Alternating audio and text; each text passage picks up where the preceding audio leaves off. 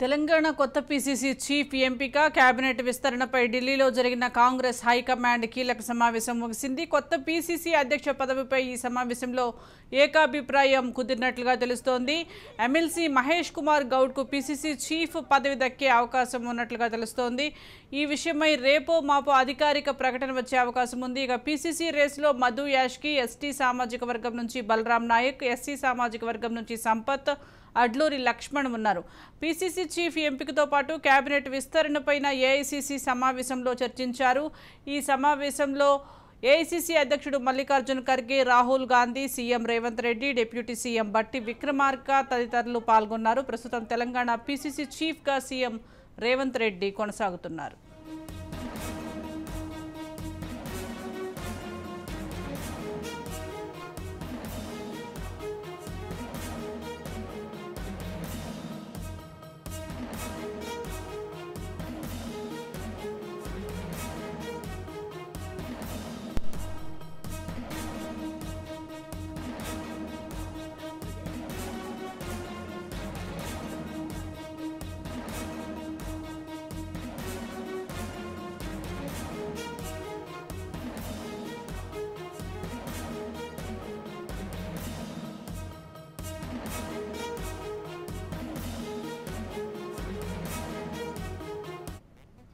తెలంగాణ కొత్త PCC chief ఎంపిక cabinet విస్తరణపై ఢిల్లీలో జరిగిన కాంగ్రెస్ హైకమాండ్ కీలక సమావేశం ముగిసింది. కొత్త పీసీసీ అధ్యక్ష పదవిపై ఈ సమావేశంలో ఏకాభిప్రాయం కుదిరినట్లుగా తెలుస్తోంది. ఎమ్మెల్సీ మహేష్ కుమార్ గౌడ్కు పీసీసీ చీఫ్ పదవి దక్కే ఛాన్స్ ఉన్నట్లుగా తెలుస్తోంది. ఇక ఈ విషయమై రేపో మాపో అధికారిక ప్రకటన వచ్చే అవకాశం ఉంది. పీసీసీ రేసులో మధు యాష్కి, ఎస్టీ సామాజిక వర్గం నుంచి బలరాం నాయక్, ఎస్సీ సామాజిక వర్గం నుంచి సంపత్, అడ్లూరి లక్ష్మణ్ ఉన్నారు. పీసీసీ చీఫ్ ఎంపికతో పాటు కేబినెట్ విస్తరణ పైన ఏఐసీసీ సమావేశంలో చర్చించారు. ఈ సమావేశంలో ఏఐసీసీ అధ్యక్షుడు Mallikarjun Kharge, Rahul Gandhi, CM Revanth Reddy, deputy CM బట్టి విక్రమార్క తదితరులు పాల్గొన్నారు. ప్రస్తుతం తెలంగాణ పీసీసీ చీఫ్గా సీఎం రేవంత్ రెడ్డి కొనసాగుతున్నారు.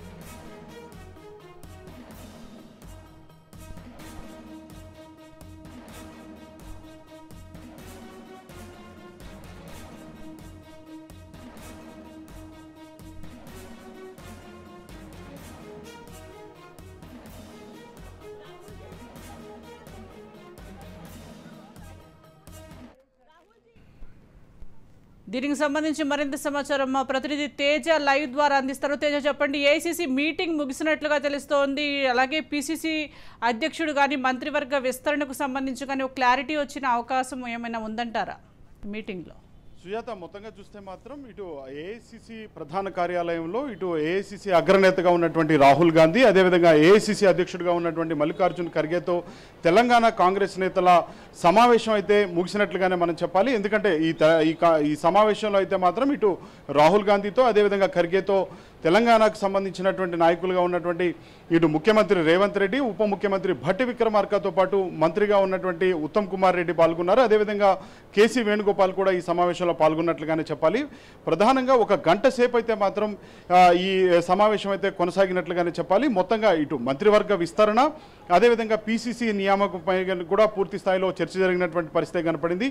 అదేవిధంగా ఇక రాహుల్ టూర్కి సంబంధించి, తెలంగాణ టూర్కి సంబంధించినటువంటి అంశాలు, అదేవిధంగా వీటన్నిటిపైన కూడా కొంత చర్చ జరిగినటువంటి అవకాశమే కనిపిస్తుంది. కానీ మొత్తంగా ఇక్కడ మనకు తెలుస్తున్నటువంటి అంశం చూస్తే మాత్రం అంటే పీసీసీ నియామకం పైన ఎవరు పీసీసీగా ఉండాలి అనేటువంటి అంశం పైన అయితే మాత్రం ఒక స్పష్టమైనటువంటి నిర్ణయానికి ఇటు ఏఐసీసీ పెద్దలు కావచ్చు, ఇటు కాంగ్రెస్ పెద్దల మధ్య జరిగినటువంటి చర్చల్లో అయితే మాత్రం ఒక క్లారిటీ వచ్చినట్లుగానే కనిపిస్తుంది. అయితే ఈ రోజు రేపో కానీ ఈ ప్రకటన టీపీసీసీ చీఫ్గా ఎవరిని నియమించారు అనేటువంటి వారి పేరునైతే మాత్రం ఈ రోజు కావచ్చు లేదంటే రేపు కావచ్చు, మరొక 2 రోజులు పట్టేటువంటి సమయం కూడా కనిపిస్తుంది.